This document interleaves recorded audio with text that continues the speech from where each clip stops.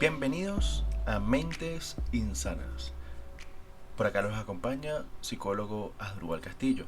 El día de hoy vamos a hablar un tema bastante novedoso, bastante actual, que considero que está ahorita en boga, que es sobre los eSports, es decir, los juegos electrónicos que hoy en día tienen bastante auge, bastante, vamos a llamarla, masas, que hoy en día cada vez son más las personas que se están uniendo o que les está llamando la atención todo lo referente con este modo. Pero antes de iniciar les recuerdo que Mentes Insanas llega a ustedes gracias a Centro de Atención Psicológica Insight. Les recuerdo seguirnos en todas nuestras redes sociales, así como también suscribirse en nuestro canal de YouTube.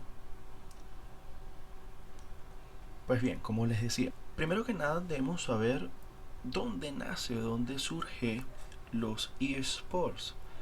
Quizás para muchos pueden considerar que es algo que apareció o emergió producto de la pandemia, del COVID. Pero no, realmente los juegos electrónicos, este tipo de competitividad, de torneos, desde la red, de manera online, desde nuestras computadoras, tienen muchísimo tiempo, ¿sí? Muchísimo tiempo. Donde antes, pasa que considero desde mi punto de vista no se le daba un auge o no se le daba una fuerza, sobre todo de marketing o publicitaria, sobre esta área. Pero realmente tienen muchísimo tiempo. Quizás ustedes, los que me ven y me escuchan, podrán recordar en algún momento quizás campeonatos de juegos como Counter, quizás juegos como Super Smash Bros., juegos como Mario Kart, entre otros, que en diferentes centros comerciales de diferentes estados o ciudades se solían cada cierto tiempo realizar este tipo de campeonato, donde usted se inscribía y luego, bueno, el ganador se llevaba no solamente un premio metálico, es decir, en dinero, que era parte de los fondos recolectados por cada una de las entradas, sino que también se llevaba algún tipo de membresía, algún tipo de juego, algún tipo de premio, algún tipo de bonus, entre otros. Y esto es algo que por mucho tiempo se realizó, como dije, en diferentes centros comerciales, la gran mayoría de las veces. Por otro lado, quizás ustedes podrán recordar ese boom que tuvo en su momento los cyber, donde se reunían diferentes, vamos a llamarlo, grupos en cada uno de los cyber y prácticamente el cyber cerraba, quedaban luego a puertas cerradas porque era únicamente un espacio luego exclusivo para ese equipo que iba a competir. Entonces usted podría, a veces permitían que personas que no eran parte del equipo pudieran entrar para que pudiera visualizar y ver cómo era todo el desenvolvimiento. Allí usted iba a poder fácilmente, yo recuerdo por lo menos una experiencia que yo era uno de los participantes jugando Counter. Me acuerdo que estábamos en un cyber, era prácticamente 20 computadoras. Fue un torneo pequeño creado, o mejor dicho, llevado a cabo en ese mismo cyber. Y prácticamente eran 4 equipos, cada equipo de 5. Entonces era un torneo bastante reducido, pero bastante divertido al mismo tiempo. Y prácticamente no se comunicaba era con los gritos de va por acá, va por allá, cuidado, scamper. Pero esto luego poco a poco fue evolucionando, donde esa comunicación, que ya no era por gritos, luego se cambió a diferentes plataformas, diferentes programas, diferentes aplicaciones para poder hablar con tu equipo sin necesidad de estar gritando, sino que por medio de un micrófono uno podría estar comunicando. Entonces aparecieron programas como Ventrilo, programas como quizás uno de los más conocidos en este momento, que es el TS, el Team Speaker, para uno poderse comunicar con su equipo. Y eso hacía que de alguna forma hubiera no solamente esa amistad, esa unión, esa comunicación, sino que era para ponernos de acuerdo y poder llevar a cabo algo en específico. Ahora, ¿qué ocurre? Más allá de todo esto que yo he mencionado, considero que entonces hay que ver qué tipo de juego entra realmente aquí en estos juegos competitivos, porque a veces quizás uno pensará, ok, todo juego que pueda jugar en la computadora o desde una consola como un Xbox o un Play entra en los juegos eSport. No, realmente hay realmente una gama o catálogos de juegos que realmente son juegos competitivos o juegos de eSport que son muy diferentes a los juegos AAA.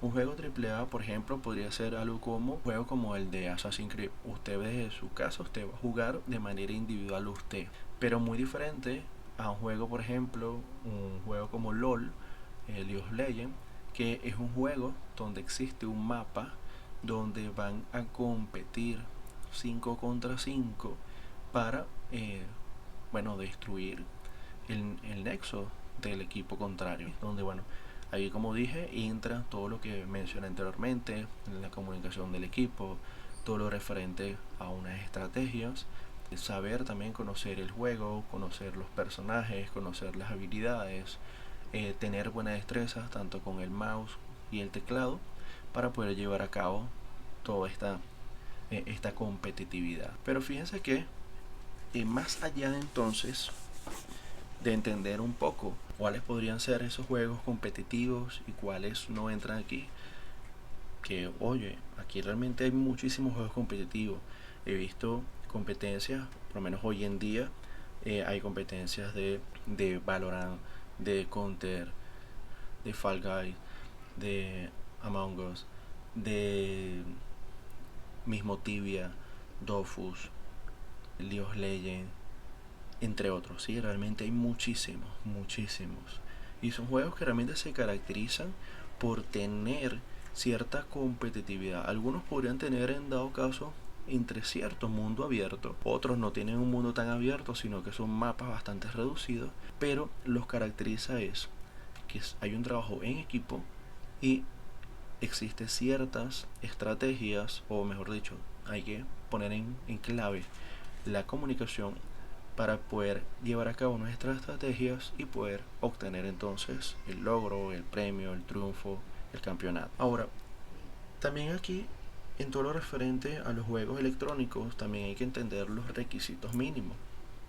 Porque quizás usted que me está escuchando o me está viendo, usted dirá, bueno, cualquier persona que tenga una computadora lo puede hacer. Y no, hay juegos específicos que, bueno, necesitan o requieren ciertos componentes o ciertos requisitos mínimos para que realmente su computadora pueda procesar y sacarle el máximo provecho a este juego en particular. No es que usted, por ejemplo, los que me escuchan desde Venezuela, no es que usted va a agarrar, por ejemplo, una cainaimita y va a intentar jugar todos estos juegos.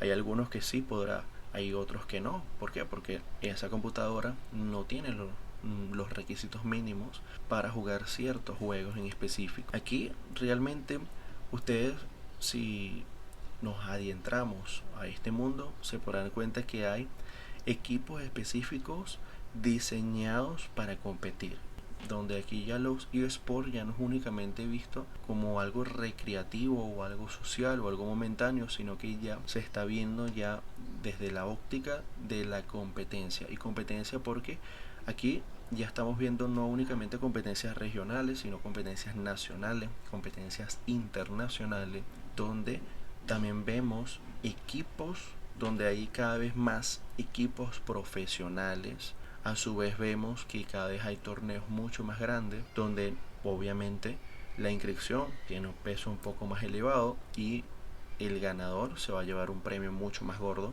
mucho más importante, mucho más simbólico que lo que uno pudiera imaginarse, ¿no? A su vez también hay infinitos patrocinantes que cada vez son muchos más los que se están uniendo, añadiendo en este mundo de los juegos electrónicos. Cada vez vemos que, como dije, cada vez se están uniendo muchos más equipos, aparecen muchos más equipos e incluso personas que son ajenos a este mundo, cada vez les comienza a llamar muchísimo más la atención y comienzan a abrir sus propios equipos. Lo vemos, por ejemplo, no sé si ustedes vieron la noticia, donde por lo menos el Kun Agüero, futbolista profesional del Manchester City, el futbolista argentino, ahorita producto de la pandemia y bueno, que él estaba lesionado, él comenzó a adentrarse a todo lo referente a los eSports y poco a poco se dio cuenta del mundo maravilloso que hay aquí y él creó su propio equipo que se llama Crew. Y si pueden revisar en las redes se darán cuenta que esto funciona tal cual como equipo de fútbol, como equipo de béisbol, como equipo de baloncesto profesional, donde él como dueño del equipo tiene todo, desde su gerente, desde todo un equipo multidisciplinario que va a trabajar con estos atletas. O sea, no crean que como se es algo desde la computadora, el deportista, el atleta va a estar todo el día en la computadora. No, ellos también tienen su preparador físico, también tienen su coach, también tienen su psicólogo, tienen su nutricionista, tienen realmente todo un equipo que los va a preparar, donde tienen también todo lo referente a un entrenamiento.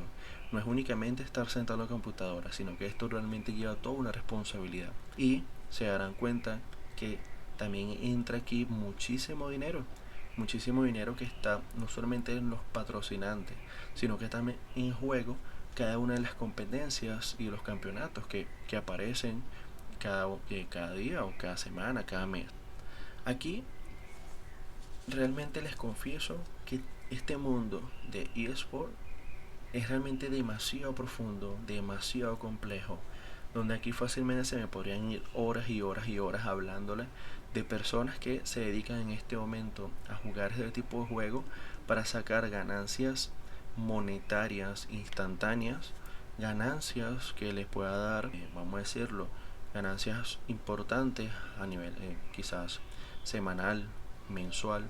Hay otros que ya lo están viendo no desde la competencia, sino que juego y lo veo ya prácticamente como mi trabajo. No estoy compitiendo, pero lo estoy sacando un dinero bastante importante en los juegos y prácticamente es mi trabajo principal. Hay otros que son muy buenos, no les gusta competir, pero se dedican a preparar o a entrenar a otros atletas que sí van a competir. Vemos también aquí esos atletas que sí les llama la atención competir y poco a poco comienzan a crecer, a subir, a ascender, y por eso vemos hoy en día a tantos atletas de diferentes partes del mundo compitiendo en las ligas más importantes en todo lo referente a los eSports. Ahora, por otro lado, otro tema que considero que es importante tocar son los códigos.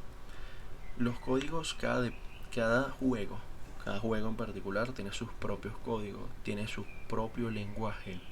Y eso es algo que nosotros, aquellos que se quieran adentrar en este mundo, tienen que saberlo. Por lo menos en mi caso, que yo soy psicólogo del deporte, psicólogo deportivo, tengo ya un buen tiempo trabajando con equipos de eSport como psicólogo deportivo, y para mí lo importante, lo prescindible fue primero saber y manejar el código de ese juego. Por ejemplo, si yo voy a estar con un equipo de League of Legends, yo tengo que saber qué es un TOC, tengo que saber qué es un bot, tengo que saber qué es un ADS, tengo que saber qué es un jungla, tengo que saber qué es un AP, tengo que saber muchísimas cosas, ¿sí? Para yo entender. Tengo que saber qué es eso de van a ser un varón. O sea, todo lo tengo que manejar para yo poder hacer un trabajo especializado para este equipo. Saber qué significa eso de pushear, de pushea. Entonces son códigos que uno tiene que tiene que aprender si uno quiere realmente trabajar con este tipo de atletas, ¿sí? Que se dedican a los juegos electrónicos. Entonces ya con este abreboque que les he mencionado de quizás mucho o poco de los juegos electrónicos, como les dije, esto es bastante amplio y se nos pasarían muchísimas horas aquí hablando. Quiero tocar es el trabajo psicológico específico en este tipo de atletas. Aquí, como ya he mencionado anteriormente, aquí lo principal es saber y conocer cómo es el trabajo en equipo de este, valga la redundancia, de este equipo, ¿no? Saber si existe una cohesión grupal específica hacia la tarea o una cohesión grupal más hacia el plano afectivo. Recuerden que una cohesión grupal de la tarea es quizás no somos los mejores amigos, quizás no la estamos llevando tan bien, pero nos ponemos de acuerdo para poder sacar un resultado. A muy diferente, una cohesión grupal afectiva es somos los mejores amigos, ¿sí? Y siendo los mejores amigos nos ponemos de acuerdo para sacar un resultado. Entonces es importante también nosotros como psicólogos poder ver esto para poderlo trabajar. Aquí también es importante trabajar con ellos todo lo referente a la atención y concentración, porque estamos hablando de que ellos tienen que su atención y concentración mantenerla al 100 porque tiene que tener un plano de juego bastante amplio, de ver qué es lo que está sucediendo, no solamente en su pantalla, sino también estar pendiente del mapa. Aquí también tiene que agudizarse el oído, porque tiene que en este caso estar muy pendiente de la comunicación que le está diciendo sus compañeros. Aquí entra también todo lo referente a una comunicación asertiva, porque he visto muchos atletas que, bueno, entre los insultos, los los regaños, los gritos y demás, puedo entender parte de la emocionalidad o la calentura del momento, pero también es algo que se debe saber manejar. He visto atletas que por no tener un buen manejo emocional han lanzado los teclados, han lanzado los mouse, han tirado al piso los monitores, y esto es algo que tenemos que saberlo manejar. Aquí como también es importante el manejo de todo lo referente a el agotamiento mental, porque como dije, no es únicamente estar todo el día sentado en una computadora jugando, no. Aquí también estamos hablando todo lo que ellos están procesando fuera de la computadora, porque estamos hablando de, como dije, estrategias, de cómo ellos se ponen de acuerdo, qué consideran que es mejor, porque para cada personaje va a servir una estrategia completamente diferente, y eso tiene que ir también acoplado con todo el equipo. Entonces esto en cierto momento comienza a ser bastante agotador. Entonces quizás usted que está escuchando diría, bueno, pero ellos lo que están es por jugar. Sí, pero recuerda que también para ellos ya esto dejó de ser un juego, comenzó a ser su trabajo, su profesión, donde aquí, como dije, entra muchísima responsabilidad, muchísimo patrocinante, muchísimo dinero, y obviamente todo esto genera presión. Presión que muchas veces tus atletas no saben manejar, no saben controlar, y por eso el trabajo psicológico es sumamente importante. Esto me hizo recordar una de mis primeras experiencias trabajando como psicólogo deportivo dentro del mundo de los eSports. Era un equipo de aquí de Venezuela, específicamente la ciudad de Maracay, que ellos estaban jugando, o mejor dicho, el juego que ellos estaban era con League of Legends, LOL, y ellos iban en ese momento a competir con una de las universidades más importantes de aquí de Venezuela, específicamente en Caracas, y el ganador de ese pequeño torneo, que era ya a nivel nacional, iba a representar a Venezuela en España, ¿sí? Que iban a ir a un torneo bastante importante. Entonces imagínense ya ese equipo cómo se tuvo que trabajar, no únicamente para competir contra una de las universidades más importantes de Venezuela, sino luego de haber quedado ganador, cómo manejar todo el trabajo psicológico para luego ir a España a competir en una de las ligas más importantes del mundo electrónico. Y realmente fue un trabajo maravilloso, un trabajo sorprendente. Entonces aquí mi invitación es a todos los psicólogos que me están escuchando, que me están viendo, a todos los estudiantes de psicología, si les llama la atención este mundo, es realmente un plano bastante maravilloso, es un mundo muy maravilloso, donde hay muchísimo campo y cada vez aparece muchísimo más. Cada vez son más los equipos que necesitan o requieren psicólogos, cada vez son más los equipos que están añadiendo los psicólogos dentro de su equipo de trabajo, cada vez son más los atletas, por lo menos en este mundo electrónico, que requieren y que buscan al psicólogo porque entienden la responsabilidad que conlleva, entienden lo que significa el trabajo psicológico y los beneficios que tiene el trabajo psicológico. Entonces fíjense, hoy quise compartir con ustedes una experiencia, darles toda una información, quizás poca, quizás mucha, porque como dije, este es un mundo bastante amplio donde hay que leer muchísimo, hay que aprender muchísimo, y todo también va a depender, como dije, del juego en específico que se estén dedicando esos atletas, y desde allí entonces estudiar y aprender los códigos internos dentro de ese juego para poder entender y comprender no solamente ese atleta, sino todo el equipo de atletas para hacer un trabajo adecuado. Ahora, ya para finalizar el episodio del día de hoy, les recuerdo que me pueden seguir en todas mis redes sociales. Los invito a suscribirse a nuestro canal de YouTube. Este es el penúltimo episodio por este año antes de salir ya de vacaciones, ya que la intención es en el mes de enero ya empezar nuestra temporada número 2 en nuestro estudio, poder hacer ya las grabaciones y que pueda salir todo el plano visual y que no sea únicamente de sonido, únicamente voz. Esa es una de las intenciones. Esperemos que en el mes de enero todo lo referente a la cuarentena, realmente todo el panorama sea beneficioso y positivo para todos, que uno se pueda trasladar sin ningún tipo de inconveniente. Quien nos acompañó en el capítulo del día de hoy, psicólogo Osvaldo Castillo. Nos vemos y nos escuchamos en un próximo episodio.